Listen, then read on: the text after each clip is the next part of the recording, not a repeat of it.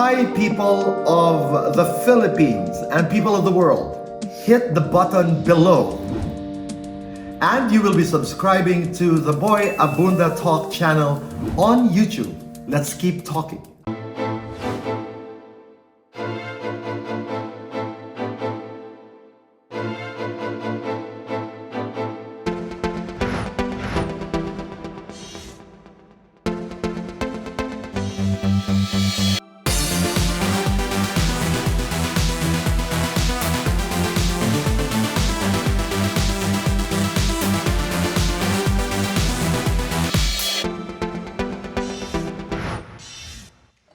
Magandang gabi, Pilipinas. Welcome to the Bottom Line. And I'm so proud, I'm so happy to be here, the Far Eastern University. And today, we're going to talk about public speaking. I'll be taking questions from PBB's Andre. How are you? Hello, I'm good. How are you? Lou. I am nervousing. Oh my God, Gino. Ready. Ready, Kiara. I'm very excited po, Tito Boy, and it's so nice to see you. Yeah, I'd love to answer your questions. And we have students from the Far Eastern University. Thank you for having us here on this very, very historic stage. Okay, let's start. Andre. I'm sure we all know here, confidence is very important in public speaking. Ang tanong ko ay, what are certain gestures that you can do during public speaking to show confidence, to persuade confidence? Okay, let's go to the gestures. Mas maganda kasi ang gestures pag organic. Diba? And some people are bothered because they love to say, ito kasi, you know, and these are gestures that you're not even conscious of. May mga, there are people who would talk and would just put their hands here. There are people who would talk who would use this one. Or there are people who would talk here.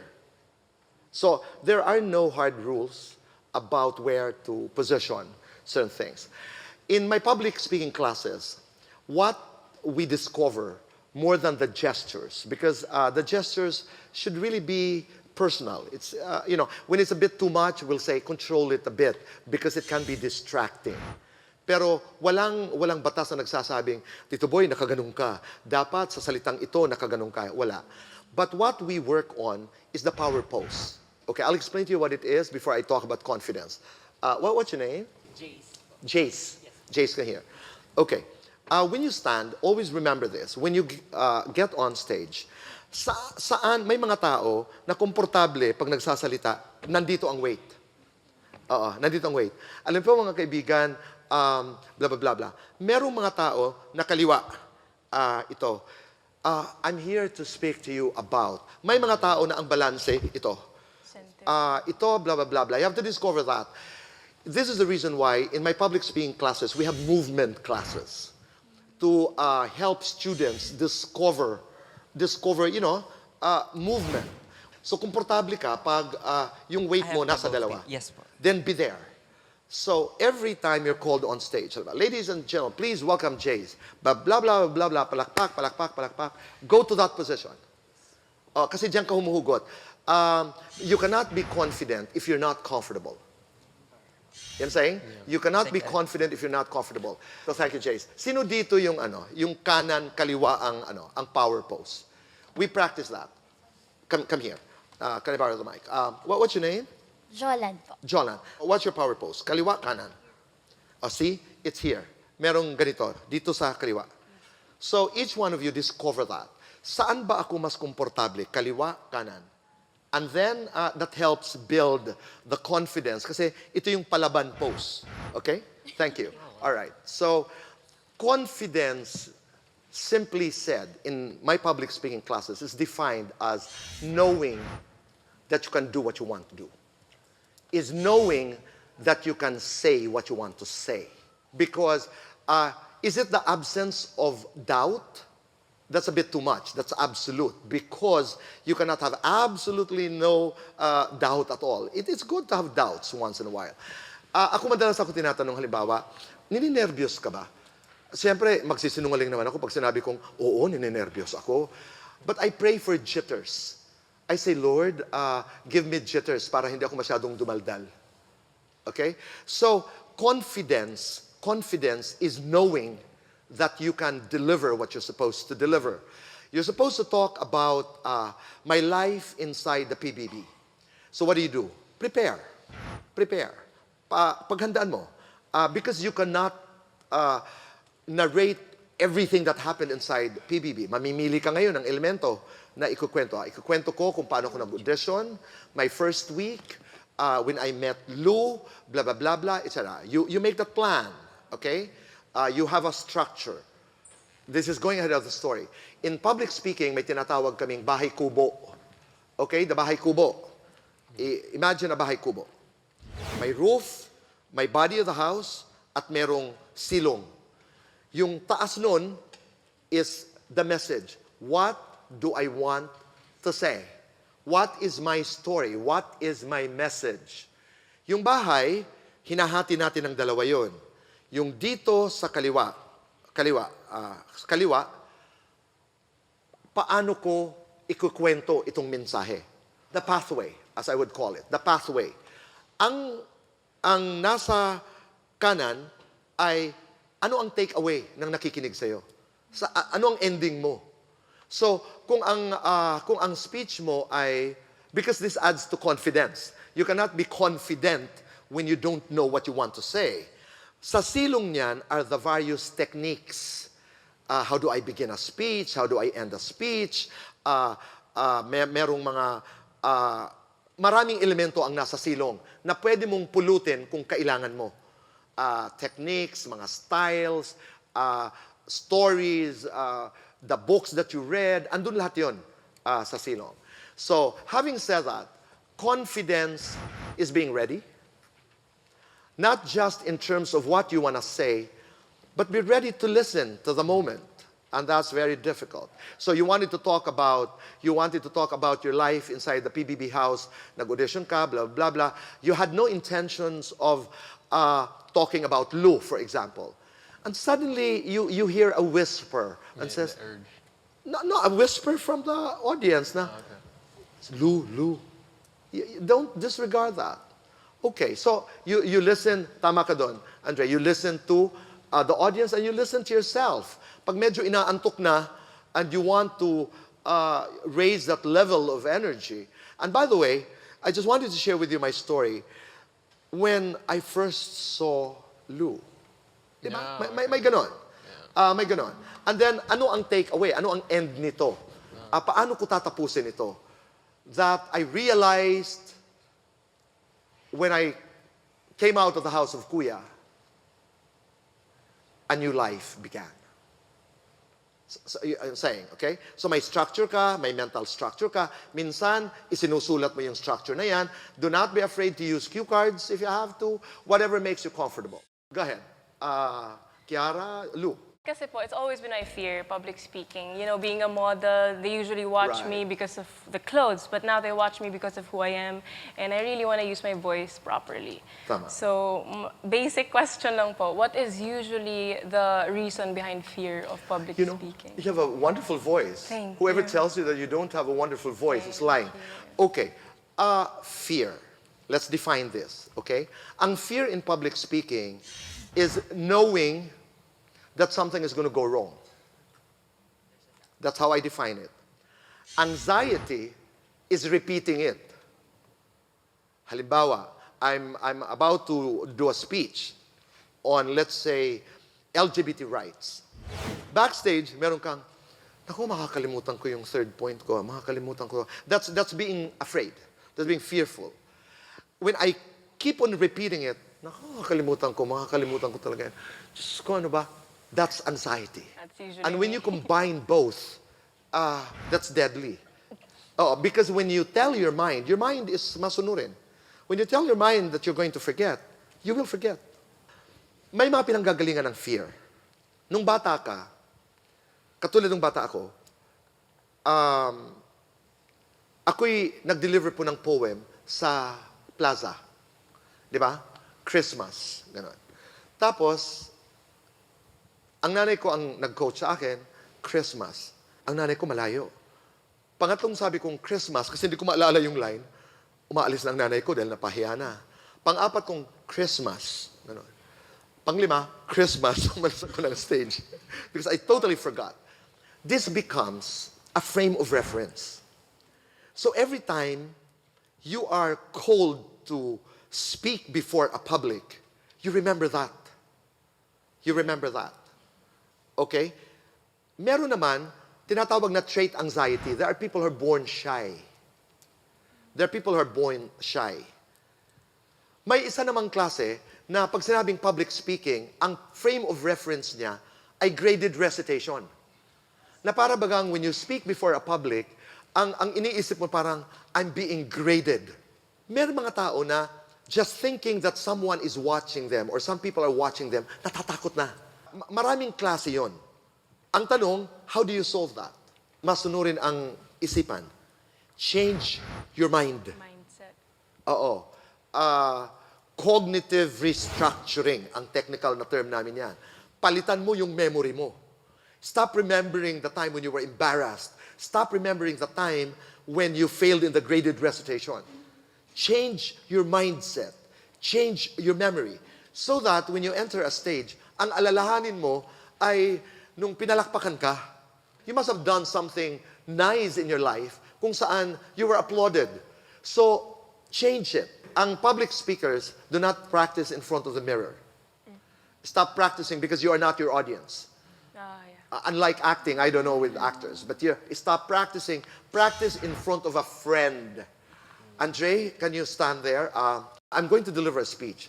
Good evening, ladies and gentlemen. You're actually talking to someone. Don't practice in front of a mirror. Okay, just as a tip. Thank you. You're welcome.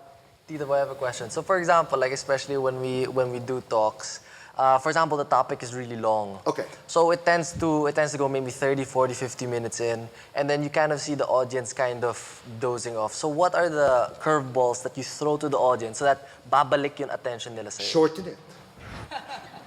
Yeah, cut it. Yeah. Also, make sure that when you structure a speech, Gino, it's flexible. Okay? Katulad, halimbawa, kung may guide ka. Ano ba ang mensahe ko? Ang mensahe ko is, halimbawa, ang mensahe ko ay, bumili kayo ng produkto namin sa kamiseta. Ganun lang. Ano ang kwento ko? Maaari ang gamitin mong technique ay anecdote. Na parang, may nakasalubong po ako isang bata who had so much insecurities.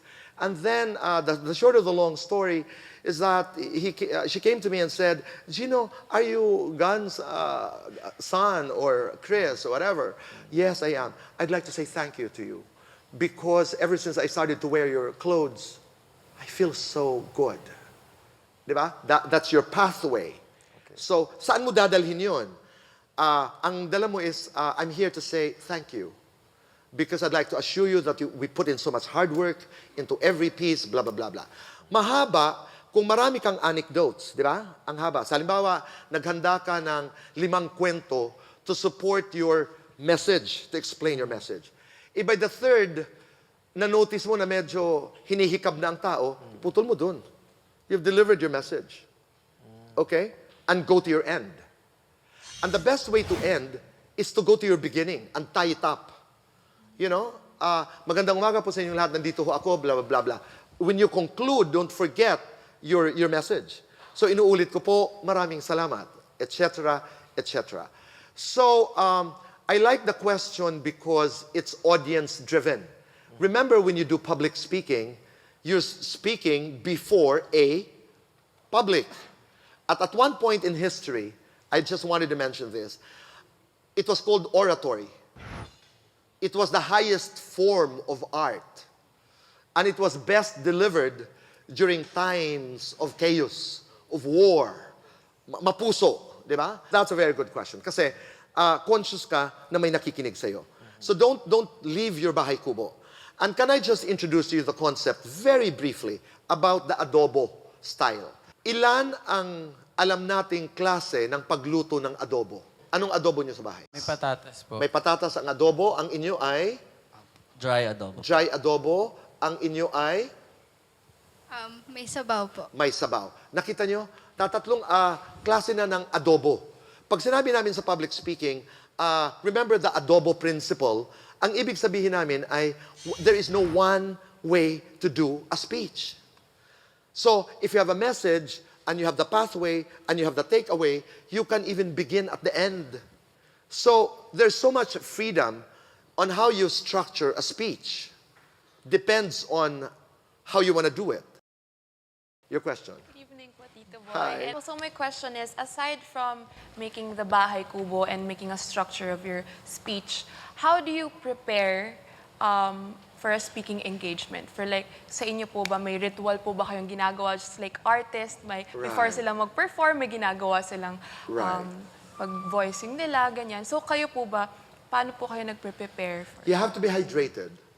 Because I talk every day, and you really have, my life is water. Water is life. Kailangan inom ka ng tubig para hindi ka mawala ng boses. Pero let me tell you a story.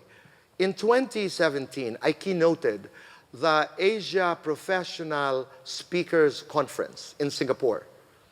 They invited me to keynote. This is an organization of some of the most expensive speakers in Asia. Sobrang nakakatakot. Because how do you deliver a speech before some of the best speakers in Asia? Story of the ritual. I was not nervous. I was jittery. Because I wasn't sure. Hindi ako sigurado kung anong mangyayari. Parang sanay ako mag-speech sa ganito, sanay ako mag-speech. Pero to speak before speakers, I was unsure. Doon ko na-realize na don't be afraid to go into spaces in your life that you're afraid. Because in those spaces, magic happens. And sometimes I would say, doon sa lugar where you are uncertain, doon sa lugar where you are doubtful, God resides. He'll save you. The night before that, I went on stage. Pumunta ako sa ballroom because that's a ritual when I am not sure. I wanted, nangingilabot ako, I wanted to know the space. I wanted to know saan ang tao, saan ang mesa, sinong nakaupo dito. I wanted to walk. I wanted to see where my lights were. I wanted to see kung saan ang slides. So I kept on walking sa stage. Gusto ko lang makilala. Nagpakilala ako na ako po si Boy Abunda. Magsasalita po ako bukas. Ay tulungan niyo naman ho ako. Creating good vibes, you know, that positive vibes. And then in the middle of my walkthrough, I was walking, my bosses are nagsabing, excuse me, we don't allow anybody in the ballroom. So, I'm sorry, I'm speaking tomorrow. I just wanted to familiarize myself with the space. Pagharap, sabi sa akin ng mama, Tito Boy, Pinoy. Diba? Kakampi mo na talaga ang Diyos. Sabi ko, payagan mo naman ako. Kaya bakit? Pinaliwanag ko, ay, sige, maglalakad ka dyan. So inaral ko. So I was comfortable with my space. Pagbaba ko, naka-trench coat na ako, sabi ko, bahala na si Batman. Lord, give me the words. Totoo yan. I always pray, even to this very day, before I open Tonight with Boy Abunda or the Bottomline, I always say, Lord, give me the words, but not too much. Just give me the words. So I did my speech. So pagpasok ko pa lamang, siyempre, I look different. So may ano na, kasi how dare this guy break the rules? So I delivered my speech. I got a standing ovation. Wow. Proud ako doon. Okay, so ang ritual ko, of course you do that. Whatever. I mean, I do that. I do breathing, which is very effective for public speakers. You do this exercise. When you breathe, breathe in. Remember the best memories, something that makes you smile. Remember something that makes you smile. Is it nanay? Is it my girlfriend, my boyfriend? Remember something. Is it Andre? Is it Luke? Remember. Pag nag-breathe in, breathe it out and smile. And breathe it out and smile. And then walk to your space. Walk to your stage. And when you walk to the stage, you have your intent. It's a declaration. We call that a declaration on stage. Ganito yan. I will make them buy my clothes. I will make them fall in love with me. I will make them clap. I will make them stand after the speech. As you're walking on stage, that is your declaration. You'll do it. Yeah. Okay? Questions? Tito Boy, hi, I am Hansen Manubag po from Institute of Accounts and Business and Finance. I just want to ask Tito Boy regarding confidence. Alam naman natin na confidence is a key. But is overconfidence a bad thing? It is. It is, because your audience notices that. When you are overconfident, you deliver the message to your audience that you're above them. I like the Buddhist principle of nobody's above you and nobody is lower than you. You got a point? So overconfidence can be bothersome. And it can be condescending. It can distract. So, yung tama lamang. What do you mean tama, Tito Boy? As a speaker, I also have the time of marami nang nasasabi. So what do you think is the best way to eliminate those? Alam mo yun. You would know that. Alam mo kung na-i-deliver mo na yung gusto mong i-deliver. Meron tayong tendency rin na pag pinapalakpakan ka, hindi ka na humihinto. When it's good, huwag ka nang humirit. Baka mapusoy ka. Know when to stop. I love it that you raised the idea of overconfidence because it can be negative. It can be yabang. Pero yung perception na, ano ba naman ito? Para naman kaming walang alam. Diba? And it can be in the voice, it can be in, in the way you move, etc. It's nice to be cool. Hi, Tito Boy. I'm John Christian Hi, John. Arneron. Yes, from the Institute of Tourism and Hotel Management. I just want to ask po, how do we deal with critics po? For example, when we are in a pageant po, for example, and you're faced with audience, aside from the audience, you're faced with very keen judges po. How do you deal with critics? Prepare for them. No, alam nyo, ang natutunan ko kay Angelina Jolie, in my last interview with Angelina Jolie, siya yung pag tinatanong, meron siyang 2 seconds. Will you go to heaven? I'm not thinking about it. May ganun siya. Kanya-kanya tayo ng proseso. Hindi yung, kasi, lalo na in beauty pageants, pag mag 5-second silence ka, kaagad ang iniisip ng tao, hindi mo alam ang isasagot mo. Di ba? So, you have to be quick. But there are techniques. The verbal clues, the context clues, seizing the now. Paano ba ang, hindi ako naniniwala kasi sa mental block. Okay? Ang pinakamalaking problema sa public speaking are us. We get in the way. Why? Kasi ang dami-dami nating iniisip. I'm not good enough. I'm not pretty enough. Nobody's listening. I was not born a speaker. Blah, blah, blah, blah, etc. We get in the way. We get in the way. That's why we do an exercise called the freedom exercise. Because we always want to be correct. We always want to be brilliant. You don't have to. There are things that you don't know. You can commit mistakes. You can mispronounce words. That's okay. Perfection is boring. Okay? Perfection is boring. The exercise is, okay, can I have this, please? What is this? A pen. And this is a freedom exercise. This is what? A pen. Stop, being perfect. The freedom exercise is simply call this anything except for what it is. And shout it. Lattice. Yan! Go! A hairpin. Oh, go! Go! A watch. Go! Chair. Go! Nothing. Go! Heel. Go! Go! You know what I'm saying? One time you have to relax. Call this any other name. Go, Andre. Adobo. Oh! Kulangon. Yon! Tomato. Yon! Louis Vuitton. Until you laugh at yourself. Relax. Until you laugh. It's the way to do it. You don't have to be right. Because, we have this sense that we always have to be right. You don't have to be always right. Thank you. Question po, Tito. Okay. Based on my personal experience also, how do you overcome a tendency of saying or ganun? Kasi ganun din po. That's not a problem. Just minimize it. Because everybody does. But when you overdo it, it becomes bothersome. It becomes, sumosobra. But be conscious about it. By being conscious about it, you're recognizing and you're acknowledging that you can control it. Okay? Another one is learn how to pause. Mga kaibigan, nandito po ako dahil nais ko sanang, normally, pause. Nais ko sanang sabihin ho sa inyo na, take your time. Take your time. You're not going to be brought to court simply because you paused. Again, it's that pressure of, oh my God, what do they think of me? Again, diba? That validation, that fear of criticism. Change that frame of reference. Change that frame of reference. Are you getting it? Okay. My name is Neha Orkure and I'm actually an international student. So what I wanted to ask was, do you consider public speaking a talent or a skill that can be developed by anyone? I'd like to think as a teacher that it's a skill that can be developed. But some are better, some are not. You know, do you call that talent? Maybe. But it is not a talent that is not accessible. Why? Because public speaking is about storytelling. It's about storytelling. But if you can combine talent, for lack of a better word, and skill, that's the best. Okay?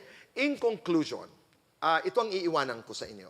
This is the most powerful technique in public speaking. You go to your instinct and you go to your rationale. Instinct is, in our verbal exercises, the instinct exercise is your raw response to a verbal trigger, to a verbal stimulus. You know, like for example, when I say, Lou, when I say red, what comes to mind? Heart. Don't think, huh? Don't think. When I say black. Chicken. Okay. It's something that you don't have to be intelligent. It's visceral. It's visceral. So when I say maganda, who comes to mind? Yeah. Oh, di ba?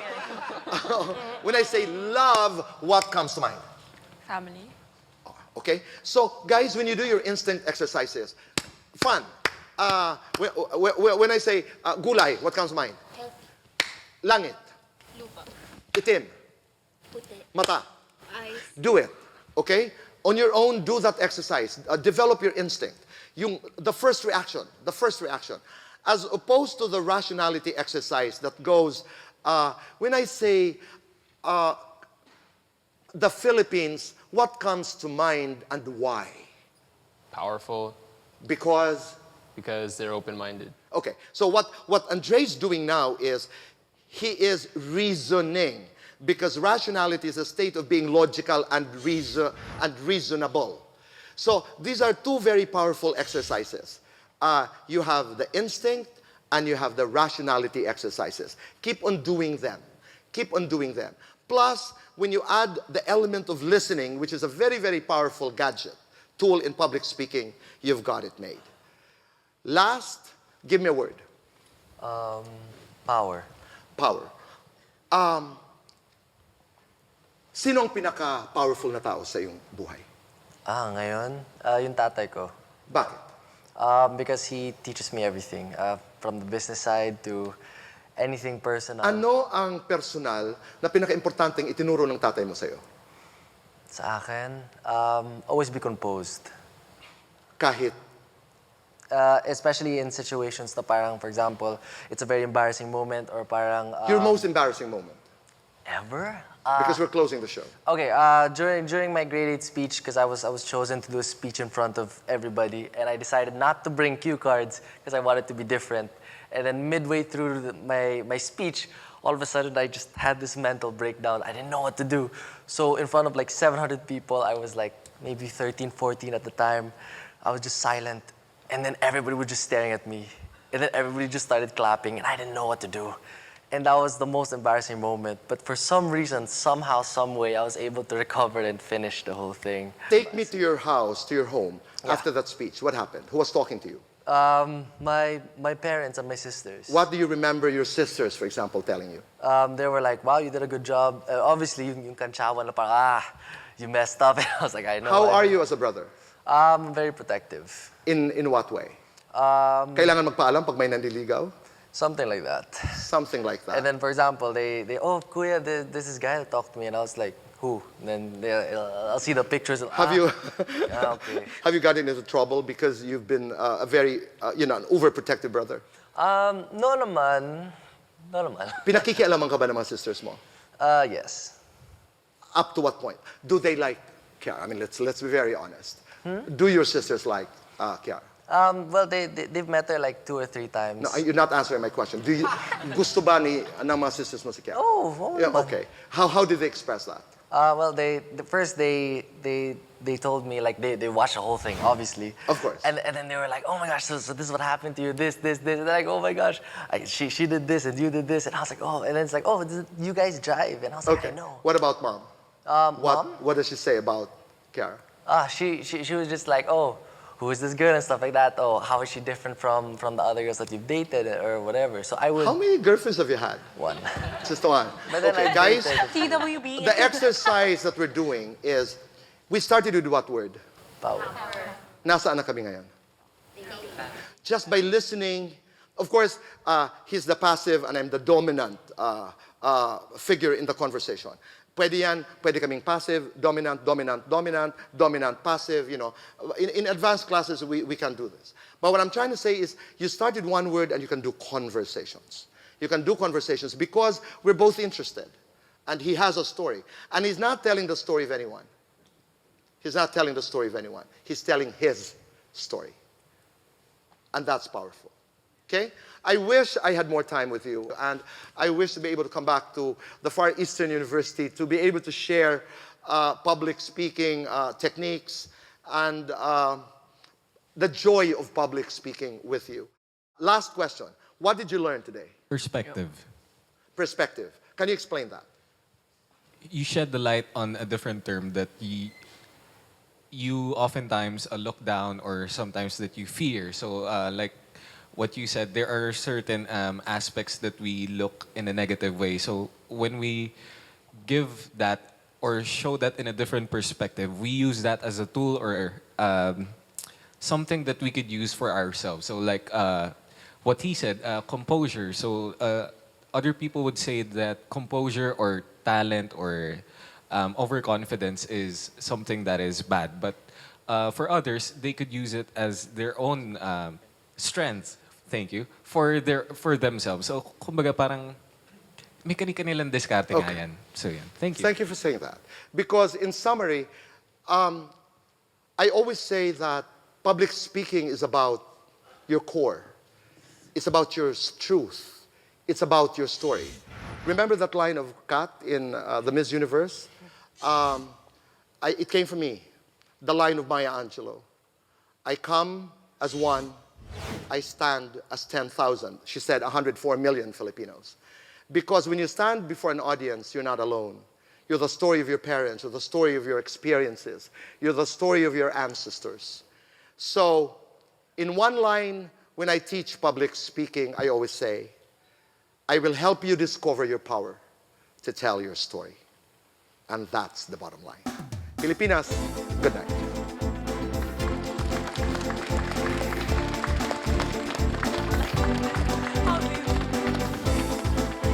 Mahal ko na t-shirt, ha? Libre kayo. No joke na.